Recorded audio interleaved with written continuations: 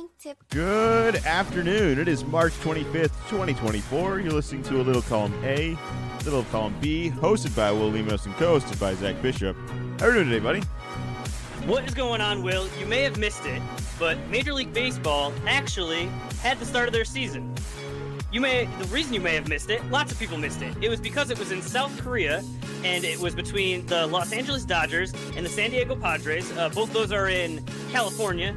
That is on the West Coast time zone. Those games in the West Coast time, that game in the West Coast time zone was at 3 o'clock in the morning. Typical baseball. How can we make it as hard as possible on our fans? I wonder why people aren't watching, but to bring this back around, the Miami Marlins are offering all-you-can-eat seats. Now, you're not much of a baseball fan, but would all-you-can-eat seats get you into a baseball game, or just all-you-can-eat seats, would that have any interest to you and getting you to, get out of the house, go watch a sporting event? All-you-can-eat food?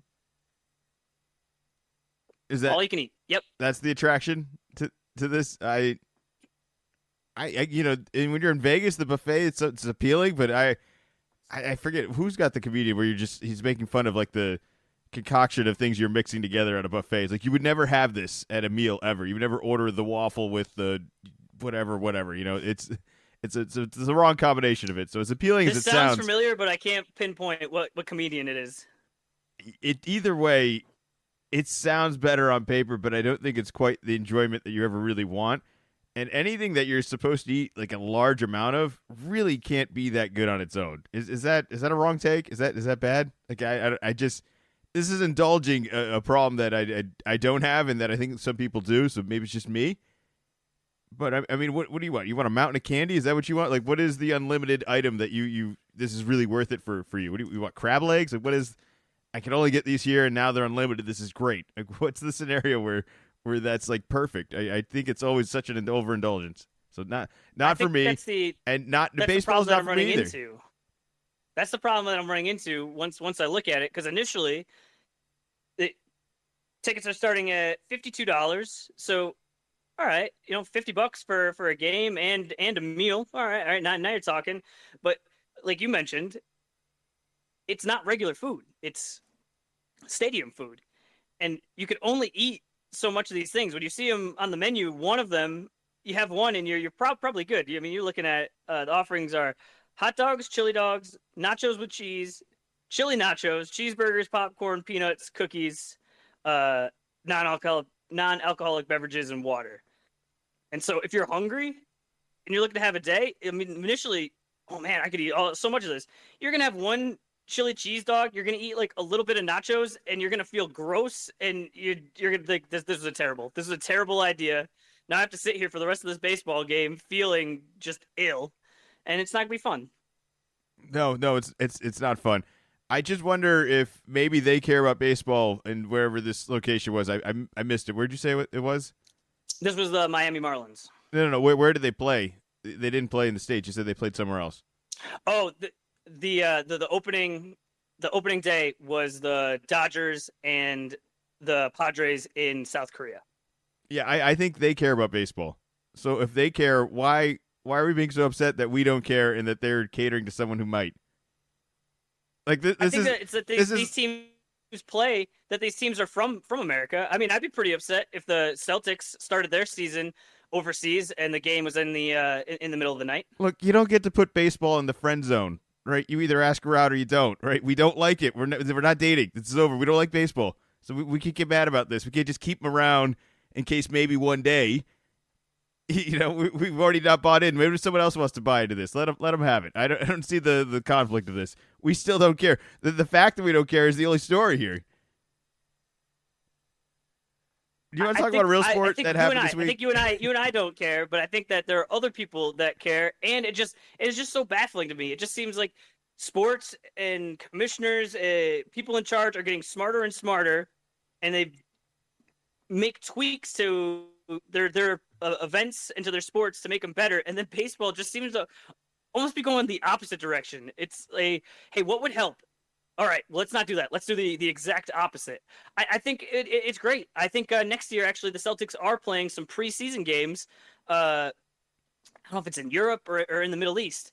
And those games very well maybe in the middle of the night, but it's like, all right, well that's a preseason game, that's different, and I get you're trying to get other fans or the fans that are already interested, but it just seems like games that actually count, and that's the start of your season, and that's where you put it. When football does this, their first game is on Thursday night in prime time against nothing, so they know they're going to kill it.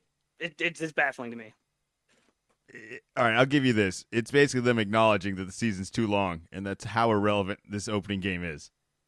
It's like we can't even stir enough buzz for this because we know we're going to lose them at some point throughout the season, and I think you'd rather kind of pick everyone up with a lot less of the season left, and hopefully with the playoffs being exciting. It's so far. I mean, think how far away that is from right now. This is the amount of games. Like even if it was once a week, it's not. It's so many times. It's a lot of games. It's a hard sport to follow. By the time baseball ends, baseball has already started. By the time baseball ends, we will be maybe not quite midway through, but a decent chunk of the way through football season, which doesn't start for months. So that's months. Like if like we're barely scraping any sort of football topics for a while. All right, would you like to talk about a sport that's actually happening this week and in this country? Sure, that sounds fun. March Madness. What's going on? Yeah, what's going on? Just tournament of 68 narrowed down. We make our predictions. We all do. I know you too. We're all a mess right now. We all got this red ink all over the place here. It's somewhat expected. It's somewhat shock, and it's still so exciting when it works. I think I've heard some people complaining about maybe the blowouts of it all, but early rounds, if you do get the seeding right, it should favor certain teams, and those teams should really crush these other teams because they work their ass off the whole season. So I'm not up in hands about some of the blowouts because we did get some really good games, and those games that were tight, man, I'm still sweating from a lot of them. Like they're just on edge entirely because everything is fair game. The turnovers, the free throws, nothing is consistent. I saw a game just recently yesterday where it's like they had like 4 free throw shooters that were all like 90% and one guy that was 58. And it's like, why is this guy in the game? Like we don't have like the drop off was entirely, and then this guy gets it and then he makes the next 4 free throws. It's like, well, what does this even matter anymore? These statistics, do they mean anything? Who knows?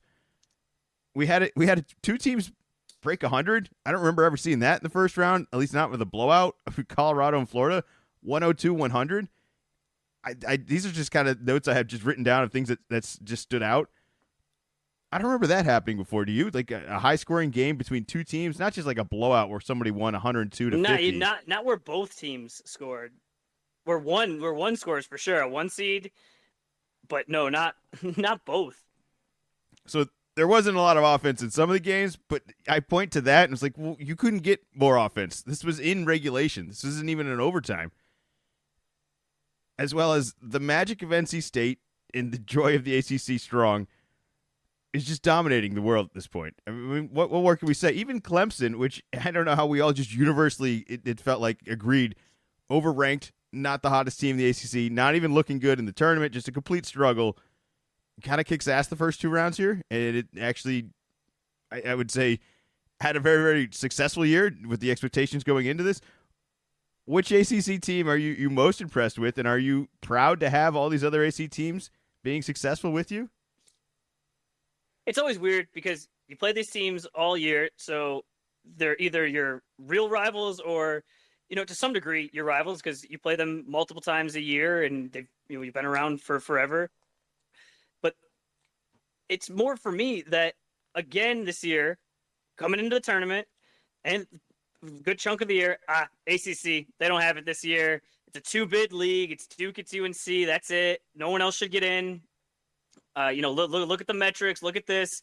Barely ranked in the top 25 all year. Don't even think about them. And then again, a quarter of the Sweet 16, ACC. So something is not quite working, and I am willing to be rational about this and say flukes for sure happen, and that in one tournament, and it's only the Sweet 16. But it seems like the past few years, when the general consensus has been the ACC has been down, that it continues to happen. That once the tournament hits, they continue to have success, where other conferences seem to be continually struggling. So it's amazing. The NC State just continues. They're Was good. it seven? It's like 7 wins in 12 games. It just they just get more and more confident as it goes along. I said last week, I said I thought the Magic was over. If you were asking me again today, I say I think the Magic's over, and then all of a sudden we're gonna be talking, next week. It's like you got to be kidding me. How does NC State in the Final Four? This team was down in the first half to Louisville, down to a team that had to fire their coach immediately afterwards. They were so bad, like one of the worst Power Five schools in the country. Well, wasn't their own coach in jeopardy as well? And then he wins the tournament, and now he's yes. Oh, he was not on the hot seat. He was fired. If they did not win the ACC tournament, he was fired. And now here we are, and this is an incredible run. I really like the team. I like the way they play. This is one of the few picks I'm proud of in my bracket that I actually picked them not only to advance one round but two, and that's a good outcome. I didn't have Clemson. Here's a stat for you, a long running stat that I came across. The ACC as a conference has made 45 straight Sweet 16s. Is that a lot? No other conference is close. So that's a lot. All right. 45 years? I mean, I have nothing to compare. Yeah, that's a long time. I have nothing to compare it to. Like, what do you? This is a new stat. It sounds impressive, but it's based on nothing I have any comparison to. I have no range of whatever unit you think this is supposed to impress me by. It's a long time to get to the Sweet 16. Oof. Look, it's great. It's great. Do you want to talk about your team now? I gave you this whole opportunity here, and you did the professional thing, but now this is kind of the guilty pleasure part where we talk about how awesome Duke was. Perfect. They scored 93 points. Perfect. James Madison had this cute garbage game against Wisconsin that just set him up, and it felt like the Dukes might actually have a chance, but the real singular Duke just completely dominated. Just destroyed him. The game from three. was never in doubt. I think I was more nervous for the first game, just because it's like if you get knocked out day one or in your first game, it's just there's a lot of talk, especially when you're favored by so much. And Vermont is just perennially in the tournament. I think they're very well coached, and they just would not go away. And they made a few circus shots where you play defense for 29 seconds and then just throw something up. So once we got past there, Wisconsin was up and down, so I think I was still excited to see that they got upset and to be playing JMU, even though JMU has had success throughout the year, only 3 losses, as well as they were one of the best teams in the country at stopping teams from shooting threes and making threes. And I don't know what we did or what they didn't do, but we just stole that right away from them. Jared McCain set the record for tournament threes with 8. He had the most points at halftime. I can't remember if it was 21 or 22 of anybody in the tournament this year. Just for a good chunk of the first half, he was outscoring JMU all by himself. Just a complete dominant game.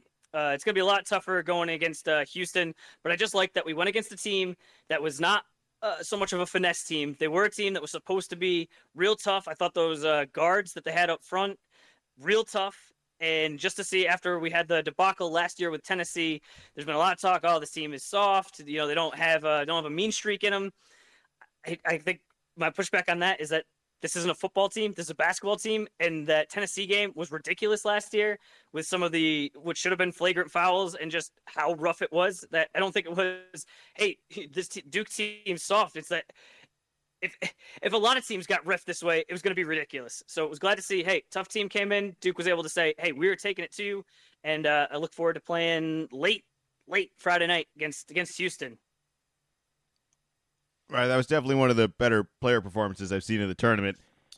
I'm going to mention one more, and then we could probably talk about the star of the show of Kentucky-Oakland. But I thought Jermaine, was it Couisnard for Oregon, who had 40 in round one, and then in round 2 has 32 points. But really, it's a two-man team where the only 2 guys score the entire second half. And this is wild. This is like a dead-on tight game where it's 2-on-5 offensive. It's crazy. I just think that he may not be the highest draft pick of whatever's left or who's ever going to be eligible in upcoming years, but I just thought in terms of performance throughout the tournament, he's the one that I was most impressed with and couldn't believe how he kept scoring. And the clutchness, too. Like, they weren't just aimless points. Like, the three to send that one to overtime, impressive. I mean, I could just go on. He had to score, as well as he had to play. The coach couldn't take him out. They were doing some really, I'm going to call it intricate, might be a little advanced, but walking the ball up the court, making sure to give them rests at certain point, almost LeBron-esque of getting to certain spots and getting rest without being out of the game. It was pretty impressive. It wasn't the most impressive thing I've seen all tournament. The most impressive thing I've seen all tournament was the Kentucky versus Oakland. Was it Golke? I don't even know. Galecki. This guy scored 10 threes. He had 32 points against Kentucky in the miraculous upset that just comes out of nowhere. This guy comes off the bench, and then has a little blurb about him, and then you find out he has taken something like 300 and something threes and taken 8 non-3, 2-point shots in the game, and I think it was fourth in the country. I think it was like fourth in the country in attempts and third in the country in makes, or maybe it was vice versa, but top 5 in both. About just, okay, so this guy is going to shoot a bunch of threes, but you look at him and older looking guy, looks like the guy you see at the YMCA, and you're thinking, okay, they're going to have to set him up, especially against Kentucky. And they did, but it didn't matter if a guy was right on him. He was shooting it, and most of the time was making it. It was unbelievable. Look, it was an impressive game by him. It's also amazing that he just only does threes. He just doesn't do twos. Like, it's just such a commitment. Like, I know every shooter says they do that, but like, he really only took threes. Like, he didn't even bother dribbling inside. None of that. I think I saw it was in the first half. Oakland had the ball on the left-hand side of the court. He ran through the paint and then came up on the opposite side, and then every other guy on his team, the other 3 guys, all set picks for him that he ran off of all 3, and then got the ball and then shot it and then made it. I waited in the first half, I was thinking, I haven't seen a lot of performances like this where you're watching and you're seeing this sort of shot making, and it was a certain person was coming to mind, and it's like, put it away. It's not time for it. I was thinking, hey, I'm hearing Ryan Russillo in my head. Hey, this is recency bias. Everything is always the greatest. Everything is all this. It's a no, not yet. But by the second half, as they continued their run, that was Steph Curry-esque. That's the only thing I can really compare it to. Of when Curry was making that run, they were a lower seed. They were able to make it to the Sweet 16, but just a guy that when he got the ball and he was shooting it, you go, no, there's no way, not again. He hit it again. There's a guy draped all over him, and then falling down and going to the other end, just shaking his head, shrugging his shoulders, sticking his tongue out, just having an absolute day. All right, we need to talk about the bad part about this. It was great. It was fun. Super great. That they lost to NC State, and that we don't get to see Golke ever play again because he played 4 years for D2, and this was his 1 year in college, or at the D1 level. I'll give you this. He had a good enough round 1 where it was almost like a John Wick sort of theory of him, of like an era or aura of like, you have to guard this guy. You can't give him any space because he had this one game that he just beat Kentucky on that no one saw coming. And it was almost like overcompensating of just like, all right, we're just not going to let him get the ball. And he got a whole bunch of silly fouls, and it worked. It worked. I saw the guy on NC State, the next game, he had a hand on him the entire time. And I listened to, he was on Part of My Take earlier today and said, yep, NC State just took the, trying to rough him up, just forcing the refs to say you could do the, all right, are you going to call a foul every single time? Because we were going to just hold, grab, knock him, do whatever we have to do. But it was just so impressive that this guy had so much gravity that there was a guy and his job was just do not leave him. Have a hand on him at all times. Don't help. Don't look anywhere else. Just be right in front of him, hand on him the entire game. Right, time to Kentucky. This whole game, this guy gets 10 threes, and yet this is still a close game. Kentucky certainly had some opportunities to win this. They lost to a team that played zone, and they are allegedly the number one three-point shooting team in the tournament, which is just not how that normally works. And they didn't even play like that. There's not injuries. There's not like it's just an off game. It wasn't great, and really what it's led to is the jeopardy of John Calipari's job being in the air right now. And I think it would be a mistake to fire him. I thought Reed Sheppard had easily his worst game of the season, probably of his life, because it wasn't just missing shots or that it was bad passing, a terrible alley-oop, an awful pass to the corner that went to like the fifth row. There was a foul on Golke or whatever the hell the guy's name was. That was, I mean, I get we want to overplay the guy and that you're kind of getting cooked and that it's panic time, but I just didn't see him make those sort of mistakes a lot of the year. And I don't want to put it all on him because there's certainly a number of things that didn't go Kentucky's way, but I felt like that they were waiting for him to kind of make a play or make something happen, and I just felt like he really let him down that game. And because of his worst game, probably his worst game of his life, like this coach is now in jeopardy, or regardless of what this outcome was going to be, were we still going to be saying we should move on from Calipari? I don't see it. You seem to think that, or at least seem to know a little bit more about the momentum behind getting rid of him. I'm not entirely understanding what they want of all this. I think they have a ton of successful players, perhaps not the tournament success, but I mean, what else would you try differently? You're still getting excellent talent here. I have a hard time believing That's the problem. That it's so much talent. It's so much overwhelming talent, and that Cal is such a bad coach that is what's costing all of this. I don't believe that. I just don't. I don't think there's a coach that's going to change or make the difference to a team that is allegedly this talented. And how do we know they're talented? Because they got a whole bunch of NBA stars, or because they got a McDonald's whatever ranked guy that's based on nothing? Like, those stats mean nothing. You have to bring up the NBA players because it's the only actual metric of professional scale that's actually measured and played in professional arenas against professional teams. It's the only real evidence of it. But I think a lot of the players are more in a transition year. They blossomed into the player in the NBA that they are now, but I don't think they were those players in college. And I don't think this team was this good either. Like, Reed Sheppard's going to be way better next year. And we're going to laugh at this season. And you're going to eventually say, oh, look at how awesome he is. But he wasn't that awesome this game. And he certainly had some up and down seasons. Wasn't. Would you fire Cal? Would you really move on? I think they're going to fire him. I think they're going to part ways. He's not part. You can't fire a guy you gave a lifetime contract to, but he's buyout is $33 million. I think that Kentucky. I think that they've had enough. I think that the standard at Kentucky is different, and I'm really trying to be Zach, the college basketball fan, and not Zach, the Duke fan here, because I think I can be relatively reasonable about this.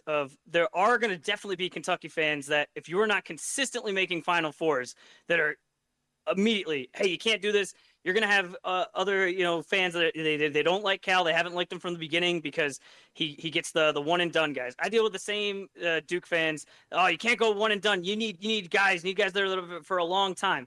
You need a mix. You need good basketball players. You need it to work. There's a lot of things. The past couple of years, Kentucky was an older team. They went into the transfer portal. They got Oscar Sheboy. This year, it was almost like they went back to their roots. I think that's why people were so excited. Cal's got a few big men. He's got some exciting guards. Young guys. This is going to work. It was there's a little bit of a mix. But these are the results. In the past three years, twice they've lost in the first round when they were a double-digit favorite. This time was 13.5 against St. Peter's. It was 17.5. Past 3 years, that's what happened. If you go back even a little bit further, since 2019, and obviously one of these years in here is the COVID year where nobody played, so it could have gone either way there. Kentucky has won one SEC game, one tournament game, and one tournament game. That's it. There are 40 plus teams in the past 4 years that have won more games than Kentucky has, and the expectations are different. And I think if you had, like right now, Scott Drew at Baylor, he won the championship. The next 3 years, he's lost in the round of 32. Not great, but you just can't lose. You can't lose the first day. You can't. You can't at Kentucky. And I just think that the fans there and the people that have the money, I think they're tired of it. I think Cal's been there a long time, and it's been too long since he's had the real big success, and I think they're going to move on. Well, they know only one team wins every year, right? We got 68 teams trying. That's where I'm saying I could be reasonable about this, and I would say if you're a fan and you are upset, I shouldn't say I get if you're upset you didn't make a Final Four. All the teams should be upset, but if that's the level of Final Four or bust, sure. But this is not a mid-major. You can't lose. You got to win tournament games, because it's not like these Kentucky teams came in and it was a mid-major where you were an underdog. Kentucky is a favorite in all of these games. Show me the other teams that are living up to the standard you're holding to Cal right now. Like, what are the other examples? Kansas, Duke. Two teams. These are blue bloods. We're mad that there's two teams that do this perfectly, and that we Gonzaga. I can continue, but I'm definitely going to get tripped up with a few teams, here. I don't think there's Houston that many teams. Has had a lot of recent success. But all right, but I still think Kentucky, if you were to say, all right, let's get rid of him and do it all over again, what do you want? You're going to try to find somebody who's just like Cal, who gets all these great players and these high recruits. No, you're going to try to find a guy that can actually win tournament games. I think you are confusing NBA success with college success, because you're an NBA fan like I am. So you see it, and it's like, oh, well, yeah, that's right. He went to Kentucky, so there's a little bit of that. I think there is a large portion of the Kentucky fan base that they could care less what happens at the next level, especially if they're not having success at Kentucky. Of like, cool, you were at Kentucky. What was your record? Oh, yeah, I don't care if you're scoring 33 points now for the Sixers. All right, well, then how do we know the players he's had are good then? If I'm not allowed to use the NBA metric of the future of them turns into this, how do I know they were good? Because you're basically saying, look at all these good NBA players, but they were terrible college players and they could never win in the college league. So go get someone else who can win in college leagues. And you want to get guys that are not good at NBA basketball and that are good at college? I just don't understand how that's an improvement. I think you have to take a serious look and say, why are these guys that are amazing at the next level not being able to cut it at the college level? And I think at a certain point, you got to say, is this the coach's fault? I think it's crazy. Yeah, this guy has too many NBA players. We just need some more, 4-year, 5-year, 25-year-olds that are really good shooters and that just, never really have that first step and won't ever be able to make it to the next level. But they'll be able to win these games. Those are the players we want. You really think that Cal had these guys prepared to play against this Oakland team that played a zone, and who even plays zone anymore? Right, there's like two teams in the country that play zone, as well as to know this guy, all he does is shoot threes.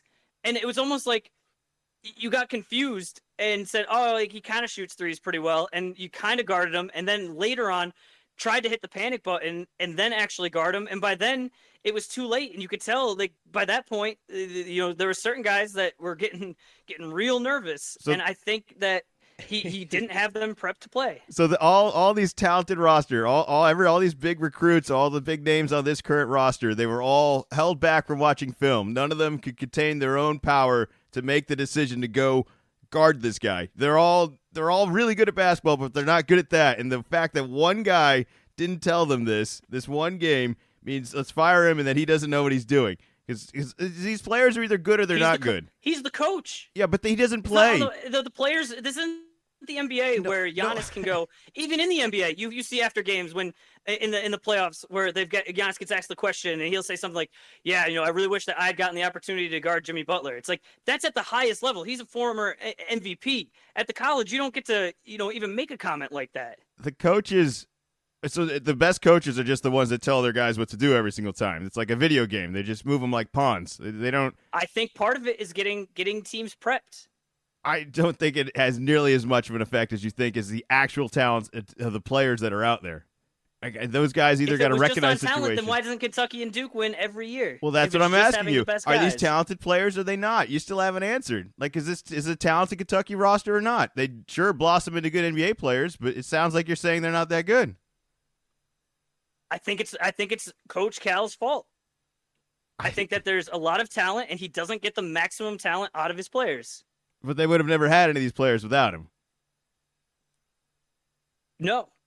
Yeah, no, all right. But yeah, I think at a certain point, so what's the point of having the best players if you're not going to coach them to the best level, which is not as good as inferior talented players, but that are able to be used in a way that maximizes their potential. I think Cal runs. Look at it. Look, the Reed Shepherd thing. You said he had a terrible game. I agree. But into the second half, he had taken one shot attempt. And that's the coach's fault. As well as he didn't touch the ball. He can't shoot. He doesn't possess the own power within to just say, hey, I want to shoot. Today, he just suddenly said, I need someone to come tell me what to do. There's no way Cal's been telling him to shoot every other 1,000 times for every other game. That's ridiculous to think that he just had to be told. You can run a play. You can run a play for a guy. Try to get him going to do something. You mentioned how, you kind of tongue in cheek a little bit saying like, you heard that Kentucky was the best three-point shooting team in the country. As of right now, I think before they were and definitely flirted with it. They shot 41% from three. Do you know where they ranked in the country in three-point attempts? No, because they're not 180. You got a guy in Reed Shepherd that's shooting over 50%. Your whole team shooting 41%. So you got a good three-point shooting team for college. And then you don't even take in the upper half of three-pointers. That is a team construction. That is something that has to come from the top. Well, I can't wait to hear all the players come out and say, Cal was really holding me back. If he'd only given me the green light to shoot, just really, really a weakness of this whole freedom of an offense, which is he's the only guy who actually lets their players just run an offense on their own. And it certainly doesn't seem to be working for them in a college level, but it seems to produce some really, really good players. So I'm compromised on what it's good for and what it's bad for. I get wanting to be. It's not good for getting to Final Fours recently. I just don't know why everyone thinks that the alternative of this would be better with someone else, of recruiting worse players with an unknown coach. How long would he have to go not getting to a Sweet 16 with arguably the best players in the country before you would say, all right, clearly this isn't working. We got to move on to something else. We, at the very least, got to just, we're a public institution. We can't be paying the coach this much for not getting the success. I think until the formula changes of how you build a team, this is still if that's the formula, I still think he's the best person for the formula that it is of recruiting and getting talent. If you don't think that's the best way to go about this and you want to go about it like some of the other schools, which I have no idea what they do. Is it more transfer? Is it more they get older guys? Like I don't know how you get older teams without just keeping the same guys, because I don't think they're ever going to be able to get the talent he's getting and keep them. He's going to have to get different talent to be able to keep them for more than a year. Yeah, but that's my argument. That's what I was saying. It wasn't that long ago in this streak of them struggling. The St. Peter's loss was when they had Oscar Sheboy. He was a transfer. They had Severe Wheeler. He was a transfer. There were a couple more there that I can't name the whole team. They went for an older team. They tried to change the model. But the consistent person in this is Coach Cal. And so that's why I think. And I listened to a whole Twitter Spaces yesterday where they were asking the question. And this same thing happened midway through last year when they were struggling. And then they kind of turned it around. And then they did win one game last year. And so I think I said, oh, okay, number one recruiting class coming in. But I just think that the Kentucky fans, they don't care about the NBA stuff. And every time Cal continues to go to the draft to really hype up and say, hey, look at me, look how good I am, I think it drives them crazy. And I think every year, especially these past 5 years, it wears on them.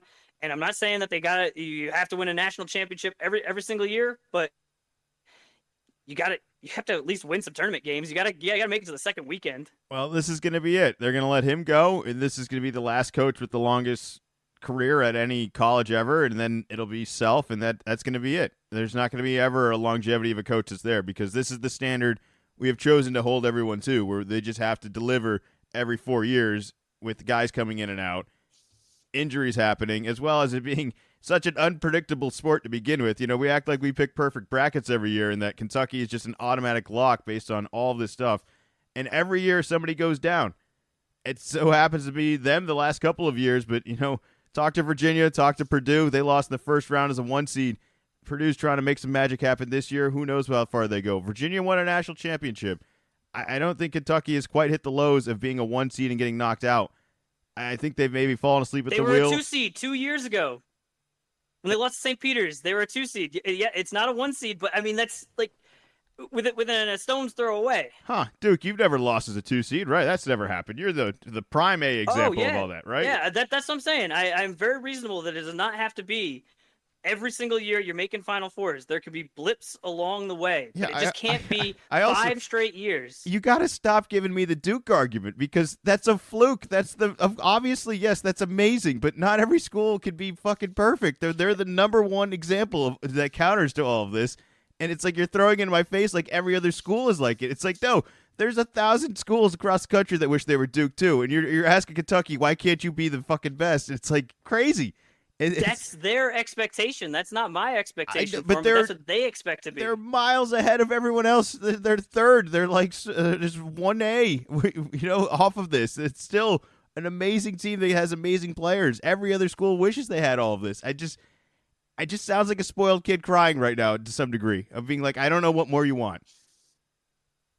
I think I can see people people saying that, but I think Kentucky fans, they expect. I saw something. I wish I had the full stat. I can't quite remember it, but where in the past 3 years, Kentucky has lost twice, like we've been mentioning, in the first round. It was like the 2 times, like they lost in the first round, and then like the time before that was something like 1988. So it's like from 1988 to 2021. You know, this happened twice, and now in 3 years, it's happened 2 more times. And I think that their expectations there are just different from other places. It'd just be like, you know, the expectations for football for Alabama are different than they are at other places. Where I hear what you're saying, that it sounds like, you know, a spoiled kid. You know, I want even more presents. But if you're at Alabama and you're not consistently making the national championship, that coach is not going to last there very long.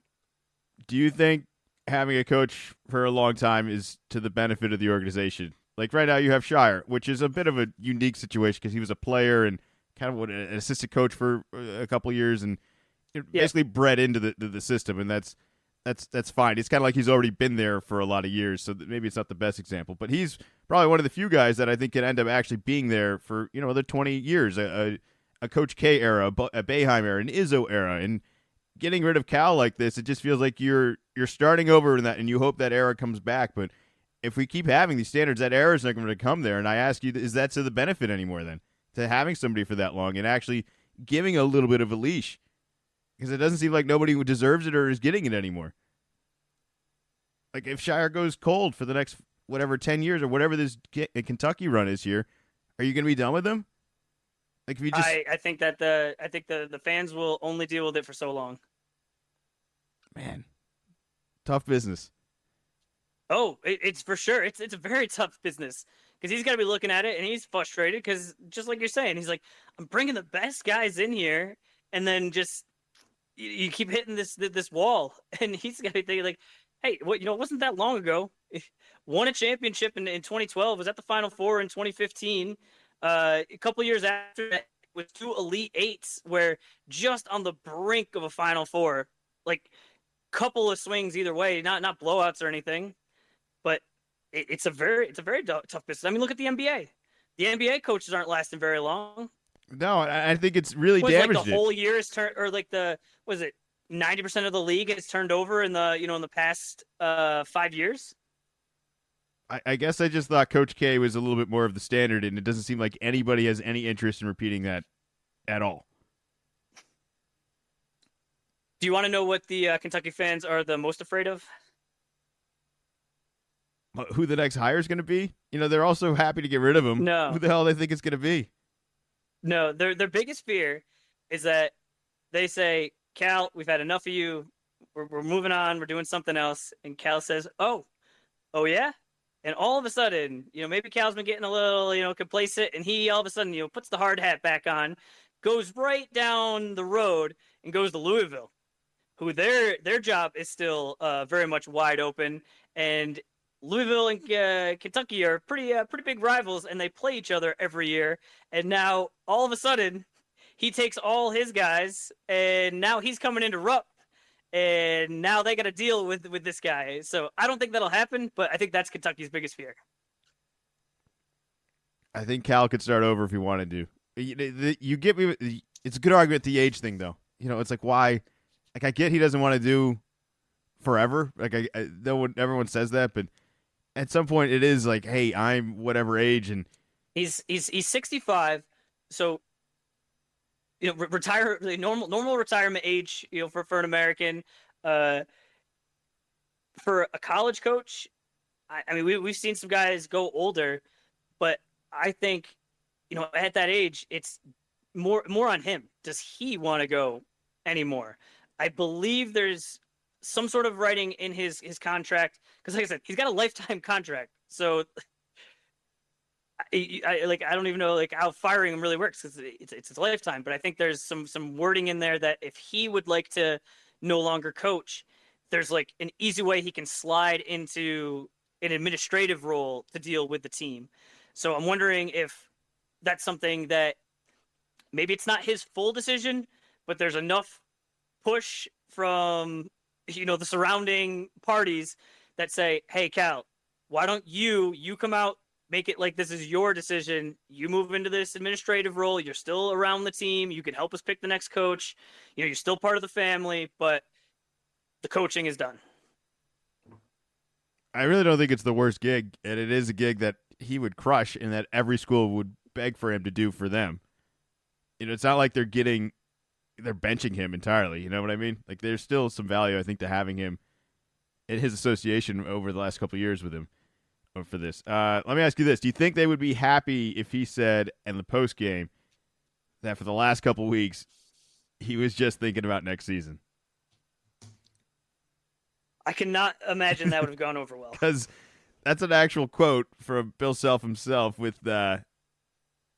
Kansas over here, who's already packed his bags and headed home after a pretty rough of a season, just a debacle of injuries, one after another. And season ends, and he's at the podium, and Mr. Honest here just honestly says, yeah, I basically saw the writing on the wall over the last couple of weeks that this team didn't have it this year, and I'm just been looking forward to everyone coming back healthy for next year. I get it. It's such a rational X's and O's, direct view of it that the moment doesn't sound real good, especially when we just talked about how, Kentucky's standard is all of this, and you said Kansas is a pretty good example of one you would want to be like, and this is the guy. I don't know. Now, is he going to be on the hot seat? Because I didn't realize how much of a jeopardy, Cal was going to be. I thought he was going to be safe, and now Self and Kansas has that very, very same standard you're talking about right now. Was this a mistake? Should he have not said this? I don't feel like I'm getting a lot of pushback on this, or just hearing a lot of pushback, because it seems odd of the first thing, after a game, even if that's what you think, it's not what you say out loud. It just seems like a little bit of a slap in the face to his players this year, where he does have a bunch of returning players. I get, two of his main guys getting hurt. One of them, McCullough, not being able to play in the tournament had to have been frustrating. But it just seems like some of the upperclassmen that are either transferring or graduating going, kind of putting their hands up, going, what do you mean, coach? You didn't like hanging out with us? I think he just wants to build on what he's. There was moments where I think Kansas was perceived at least being a pretty good team. Even their seeding wasn't, they didn't end up falling to a 10 or anything, right? they still got some respect for their season. But I think they bring back everyone and they add a little bit more depth. I mean, there's obviously something here. I don't think it's the worst starting point. It just was a very direct and not the on to Cincinnati soundbite I think we were expecting. Well, no, isn't it kind of? It's almost like the ultimate on to Cincinnati of we're on to next year. Yeah, I guess so. I don't know if that's exactly supposed to mean that large of a scale, but sure. I suppose in theory it does work. All right, let's talk about some of the actual. You were just comparing the the two teams, just pointing out that they lost second round this year, champions the year before, and then there was the COVID year in there, but then before that it was the Elite or Final Four and Elite Eight twice. So that's going back like about a decade or so. So just on the the argument that we were having of you don't have to win championships every year, but a recent championship definitely helps. Sure. I mean, they went years without one. They had a dry spell. Oh yeah. Yeah. Like you said, it's there's a huge tournament and it's single elimination. Somebody gets a cold, something just funky happens, a lot of weird things. A guy hits things can happen 10 threes. A guy hits 10 threes against you. Like you're probably not going to win that game. Probably should have played some defense with your lineup of NBA talent. All right, enough about past games. Let's talk upcoming games. You got a one your most favorite. What's your favorite matchup that's remaining so far? My favorite one coming up is Creighton versus Tennessee. Tennessee is favored by only 2.5. Dalton Connect. Creighton, I feel like the last game didn't really shoot very well, but Creighton is more on the offensive side, where Tennessee is more on the defensive side. So I think it's just going to be a good matchup of different styles, and that's my favorite matchup of the Sweet 16 going forward. Tennessee's going to have to hope that their defense shows up because their offense definitely didn't. I like Creighton. I pick Creighton. I don't want to say it anymore without jinxing them. It's fine. I didn't love Tennessee. I didn't love their performance. Even the last couple of wins, I thought they were able to eke it out. I just thought they were a little bit bigger than the other team, but I think they'll struggle against Creighton. Hoping for a good game there. I'm most looking forward to. I'm like hooked on NC State, man. The DJ Burns and the other DJ and Diarra. I kind of like an old school style. It's almost like a 90s style of basketball where they get the guy the ball in the post and he bully balls him with his big belly and just has these little ballerina feet. I'm in on NC State. I like the way they play. I've enjoyed the run. There aren't many Cinderellas. There's a lot of chalk on here, and that's fine. But this is a run. They're playing Marquette, and Marquette's look great. I don't have anything really to knock against them. I want to see how far this goes, and this might be the time where my bubble finally gets bursted for this. But let's let it go on. I've been really enjoying it. I like NC State.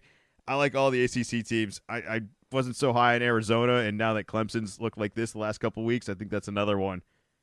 Just keep an eye on that.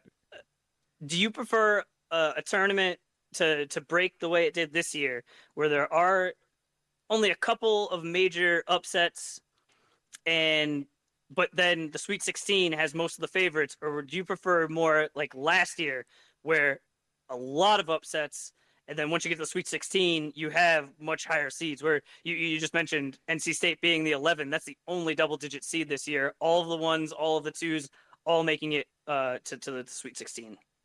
I think it's more you got to ask me next week, and if these games deliver and they're close and they look like that we kind of got the seeding right. Because when this happens, I almost want to applaud the seeding because they got it right. Like a lot of this worked out. A lot of these teams turned out to be really good. And now I get to see, like you said, the good teams played the good teams. So if we're rewarded by that, and it looks like that, then there's not really any flukes out here or outliers that are just really a bunch of phonies. And then I think I'll be all right with it. But I think we'll get really good games. So I think this sort of outcome is actually going to be better. But if next week we come back, there's no, none of those teams were even at all. Like the ACC, overwhelming for the first round, overwhelming for the second round. Not good enough to actually get there.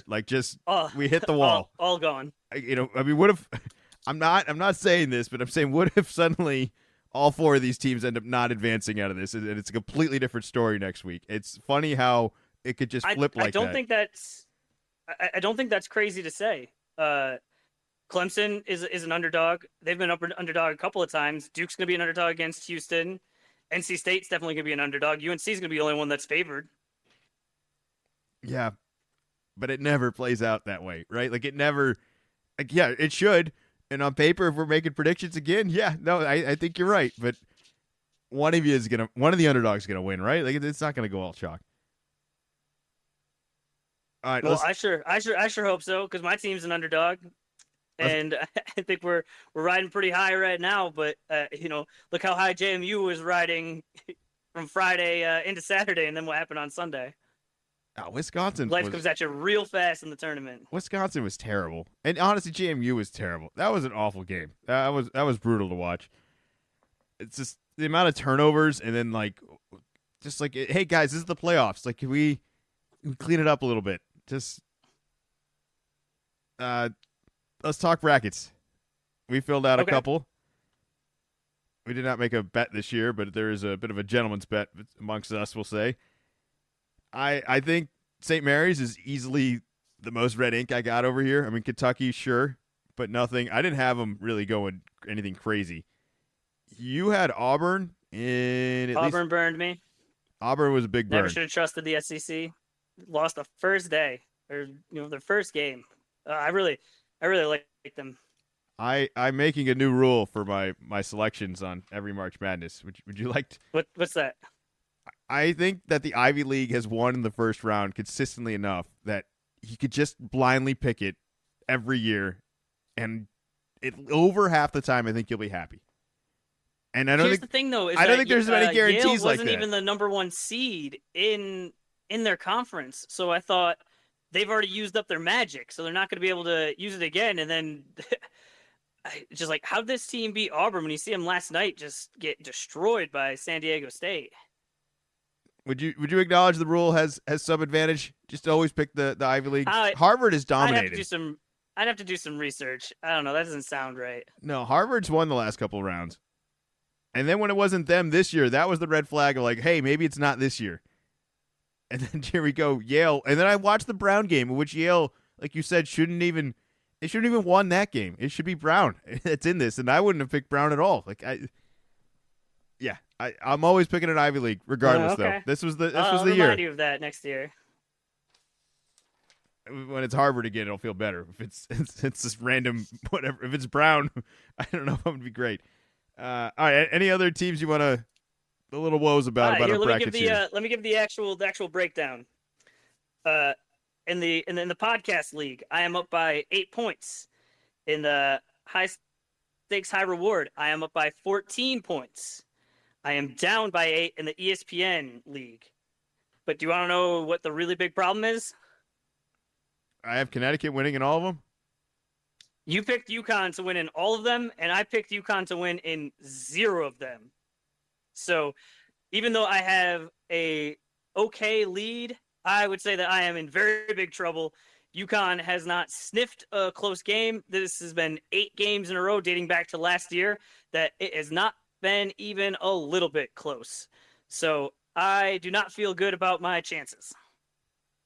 I would like to see UConn at least play in a tight game, but I think we're gonna have to go a couple more rounds before we get there, man. Like that's what's crazy. Like like the competition's getting better, and I don't think it's gonna be a 40-point blowout. But like, would you be shocked if they won by 20 again? I wouldn't.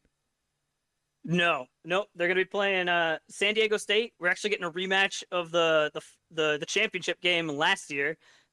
Don't believe that's happened since I think it might have been the Westbrook UCLA year, but I would have to do my research on that. But yeah, they're playing in Boston, so they go from playing in Brooklyn to now instead of those guys going south, there's going north and east. I think it might even be closer.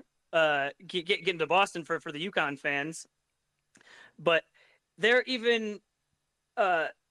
favored even more than Marquette is against NC State. They're the only double-digit favorite in the Sweet 16. And so I got no argument, man. I would have it like I just and they you look say, really you good. hope they got to play somebody, more difficult in the next couple of rounds. Well, the next couple of rounds, that's the Final Four. Like we're at the doorstep again. It's not even the rounds; it's the teams they're running through, and that's why I picked them. I look. You think I'm not a UConn fan, right? I did to hurt me to try to find the team that was like, hey, I think this is the team that could take him down, and you bet on Auburn, and I tried to talk myself into it, and they lost the first round. So like I just didn't think you were going to beat this team with offense, which is what's hard about this team is you have to somehow slow them down when their offense is so hard to slow down. Like it's really hard to defend. Like I think you could it would take you a series of 7 to really figure out this team, and in a single game, I just think they have too many options. They have too many ways to score that are easy backdoor screens that they just play really well together too. I don't see the team out there. I picked them to win it all, and that's where I'm at. But as you said, because I did pick them to win it all in all of them, if they get bounced like randomly, even just this week, like I'm done. That's it. I'm toast. Like that's a huge win for you. What team blows a double-digit spread? Well, you're putting me in a weird situation here because I would love to win the bracket, SEC. but I don't want them to win either. Yeah, that's why I didn't pick them because that's not the way I wanted to win. I just thought, when you fill these out, I'm aiming for the perfect bracket, right? We say that every year, right? I think they were going to win. I didn't say it this year. You're not aiming this year. This year during the season was so chaotic, and then it's so funny that the Sweet 16 is pretty chalk. I was going for a perfect bracket, and if you wanted me to go for a perfect bracket, I couldn't. It wouldn't be perfect without them winning because that's the team I think is going to win. That's the best team I've seen, and it kills me to say that. It really does. All right, anything else for college basketball after we burn through a real quick 57 minutes? Just the last thing was Dusty May is leaving FAU to become the Michigan coach. Michigan very awful this year. There seemed to be buzz that he was going to become the Louisville coach, but they are still without a coach, so they're still on the lookout. But expect Michigan to probably not next year. Usually takes a year or two for a coach to get his act, with all his players. But he got a five-year deal, so in the next 5 years, I think that Michigan's going to be right back in the mix. He's had good success. It's been pretty consistent. I think he's had some really good teams. I don't know what else to say other than that. It's like I think I want guys to stay, but I understand you got to kind of get to a certain program size that is worth staying at, and you would be at that other, what was it, Florida Atlantic for, I mean, how much longer would you have to be at Florida Atlantic before it was even remotely close to a Michigan? Is it a decade? Like, exactly. No, this makes perfect sense of you're a mid-major that builds up the program to the level that you're going to a Final Four. You were ranked consistently in the top 20-25 this year. That's impressive. And this is how it works. Now you move on, and now you try. It's almost like you go up a level. Well, that's what we're all hoping for. All right, I'm gonna play the outro music, or do you want to talk NFL or O'Shea Ohtani? Like, we could sneak it in. We got like, what do we got? No, if we're gonna sneak anything in, I want to talk Gold Zone. Did you hear about Gold Zone? But you could start the outro music. No, go ahead. Gold Zone? All right, Gold Zone. So, the Olympics this year, they're gonna be in Paris. So, you've heard of Red Zone, right? Very familiar. Yes. Yep. You're a big fan of Red Zone, right? Yes, other than the price, it's fantastic. What would you think if there was a Gold Zone that was Red Zone for the Olympics? Yeah, no, that'd be great. It should be that way. Okay, so they're going to do that. They're doing that. It's not just. It's almost going to be as long as the NFL, where it's going to start at 7 a.m. and go to 5 p.m. all the days throughout all of the Olympics. All right. Will this get you to watch the Olympics? I was already going to watch the Olympics. Why would I? Who's skipping the Olympics? I don't know, but I thought this might be more interesting. Okay, I got one last thing to really put this over the top for you. You ready? You're going to be excited. Get excited. I'm excited. Scott Hansen is the host. They got the Red Zone host. He is hosting Gold Zone. Oh, well, this is. They went straight to the top. I don't know how much money they gave him, But I heard this and I thought, oh yeah, Gold Zone, that sounds cool. And like, the host, but it's like, you got the best at it. Oh man, and I was like, I couldn't wait. I was like, Will is gonna find this out. I can't send it to him. I don't even want to bring it up because then you'll look it up. I want to be the one to tell you on the podcast, so you could just have all the excitement live on the air. That's amazing. I mean, it's not like there's any football going on at the time. He's got the available schedule. Oh man, the amount of preparation he's going to put into this—that is going to be a brutal study. But that's why we want this guy, because I know he's going to put the work in, and I know it's going to be satisfying. I can't believe that this is happening. This is why the idea of it makes sense and that they would do it, but the fact that they would actually trust someone else in another sport, a sport that is so far from the Olympics, it's great. I love it. This is a big win. I don't see any downfall to this. This isn't going to blow up or go wrong for anybody. Big win. We're going to get to watch and know everything we need to know, because that's how he works on Red Zone. That's what's great. I was shocked. But in a good way. I couldn't believe that they just were able to go right to the top of no messing around. They do have a few other hosts because it is 10 days long, and we got to get Scott ready for football, and usually just once a week. But yeah, he'll be doing it, and I was very surprised, and I think that's gonna I think it's gonna elevate the Olympics to the next level. Well, we'll have to wait and see. It's coming up. And that's going to be fun. I'm sure we'll get more details on the channel and the broadcast and all of that and how to watch it. But I just want to remind everyone again to subscribe, Little Column A, Little Column B podcast. You can follow us on Instagram, Twitter, and wherever else we got that. Thanks again for filling out all your brackets. We had some good numbers this year. Remember to follow Zach on his X account, which is Wicked Z-Man 24. We'll be back next week.